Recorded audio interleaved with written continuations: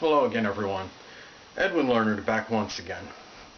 In this YouTube astrological segment, I'm going to be dissertating and talking about having Gemini on the cusp of the second house in a natal horoscope.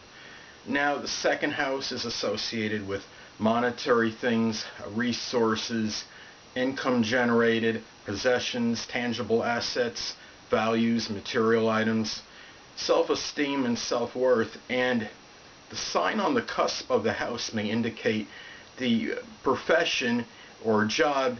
It's the income may show ways that this person generates income, and it can give characteristics to that house and shows in what ways perhaps this is done. So anyway, first thing I'll look at with Gemini on the cusp of the second house, there may obviously be a need for versatility, variety, diversification in terms of things of a monetary nature. This person may not be content with just working or making money in one method or avenue.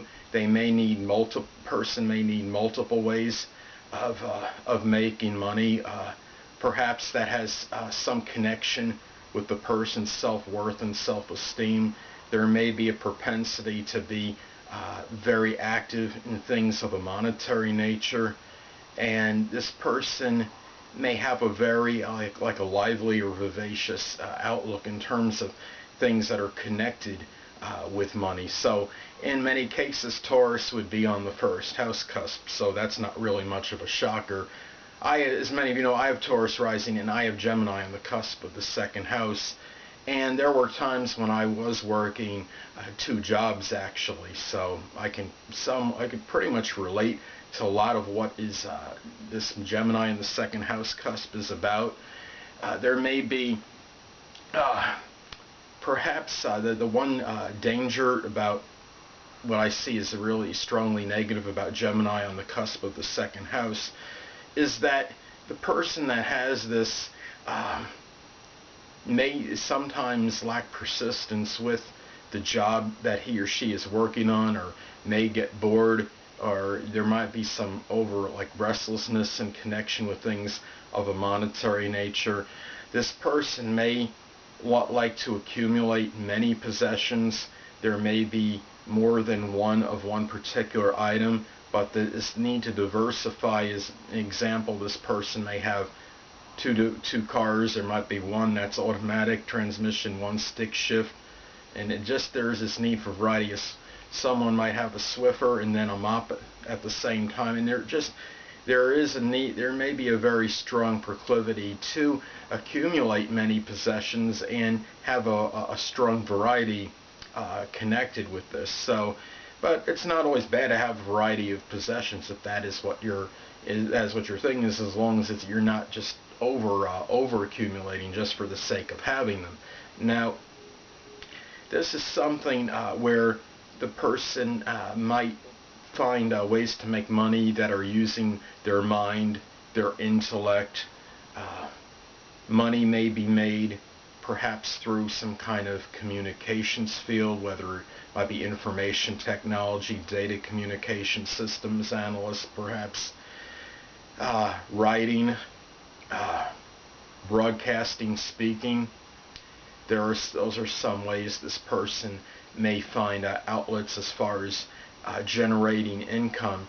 Now, if Gemini rises and the person has Gemini on the cusp of the second house, well, they may strongly integrate their outer characteristics, their outer personality into making money, and that lively, vivacious, eloquent Gemini rising will blend in very well with this Gemini second house cusp, and they may integrate their outer personality very strongly into the ways that they make money, and it might actually, their outer personality might actually really work as a way for them to generate income. So this is just something where somebody has Gemini on the cusp of the second house.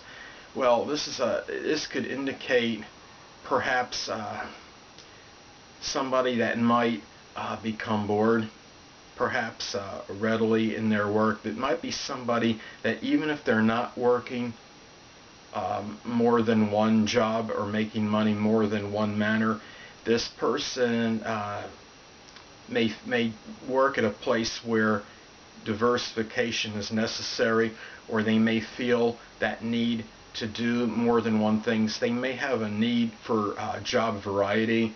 I worked one time as a store porter, and basically I was like a floater, and though the jobs themselves they weren't really the most interesting jobs I was doing. I was kind of working like a stock person, and I would be kind of the cleanup person. Somebody would get the carts. Sometimes I would go in the warehouse part of the store and work the warehouse. Sometimes I would mix paint. Now these jobs might seem somewhat menial, mundane to people, but the point is that it was still diversity at the workplace, and it seemed to fit me pretty well in terms of what was suitable for me. And even with Taurus rising, there could be times when I disdain monotony in terms of working. So as far as my as far as that place where I'm generating income, and job variety may be very essential for somebody that has a Gemini on the cusp of their second house in their natal chart. So this could be a person also that likes to communicate about their values.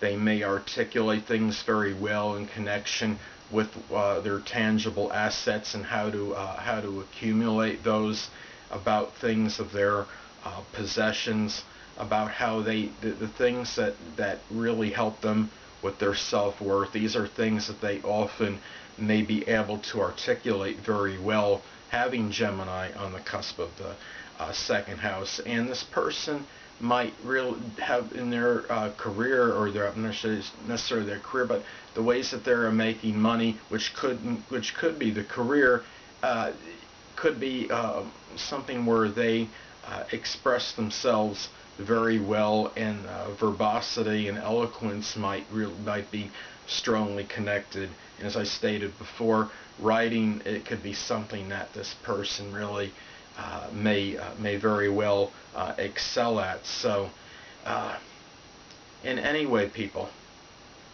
that'll conclude this YouTube astrological segment for having Gemini on the cusp of the second house in a natal chart.